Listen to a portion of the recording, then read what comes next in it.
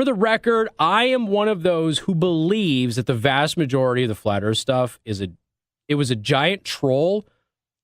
And then what I think ended up happening, because before I saw this documentary, Behind the Curve, which again, watch it. If you're not a flat earther, you're still going to enjoy it. But I watched this, but before I watched that, I was like, okay, this is obviously a giant troll. Nobody really believes this. But the whole point there is, what's the benefit of upkeeping it? There has to be money somewhere or something like that. There used to be a huge, the dolphins are coming for us movement. Nobody took it seriously. I was a part of it, okay? It was the dolphins are going to wage war against mankind for oppressing them and conducting experiments on them. And we had all of these legitimate news stories about dolphins doing awful things to people. And nobody was serious about it. It was just funny. It was a giant joke.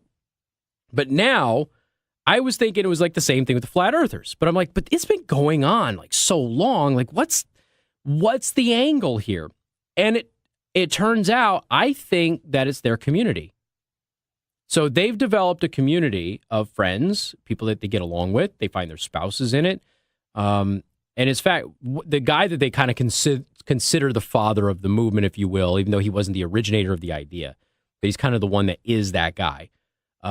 They asked him in this documentary, like, if you were to see definitive evidence that the earth is round beyond what we've already seen, because they don't believe any of that, okay? Beyond what we've already seen, if your experiments prove that the earth is round, can you walk away from this movement, considering who you are in it? And he said no. He said, I think I'm in too deep. I don't think I can walk away. That was the answer. And honestly, I mean, they've built some really strong friendships. You see a lot of people that have become friends over this. It's kind of like a gamer community. You know, you hop online, you get your really close community there.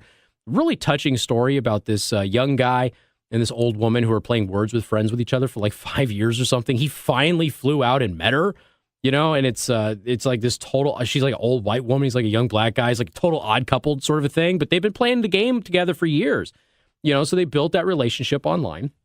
And I think what has happened is a lot of these people have just built this relationship and this community around flat earthers that even if they were to be proven that their theories were wrong, I don't think they could walk away from it because they don't want to alienate their friends and lose their friends. Because I think they're just kind of stuck with that. I think it's kind of the same thing with global warming alarmists. There's so much, first of all, there's a ton of money in global warming. And I think there's so much community and snootiness about it. And people have this, I think, epic desire to feel like they have benefited somehow mankind, that they've contributed, that they're more than just a slab of meat who is here for a short period of time and doesn't do much but go to work and occasionally do some drugs and have sex and, you know, make babies and stuff like that. Because it's a kind of a meaningless life, isn't it? Right? Like, if you think about our general lives, like, what do we do that's meaningful? First of all, if you talk to somebody who's not a parent, okay? I have a theory about this. If you talk to anybody who's not a parent and you ask them, why is their life meaningful? What are they going to say? Joe, why is your life meaningful? As a 19, right? 19-year-old young man, no wife, no kids that we know of. What makes your life so meaningful? I'm not that you're not important and that people don't love you. I'm just saying, what makes your personal existence meaningful in the grand scheme of things? I don't have an answer for you. Not a damn thing, right? Not a damn thing. Okay? So what do people do? They look for a reason. What's the greatest question that mankind has? Why? Why are we here? We struggle to answer that. So we're busybodies. And we try to find reasons why we're here. We try to find meaning, right? And so that meaning is I'm helping others.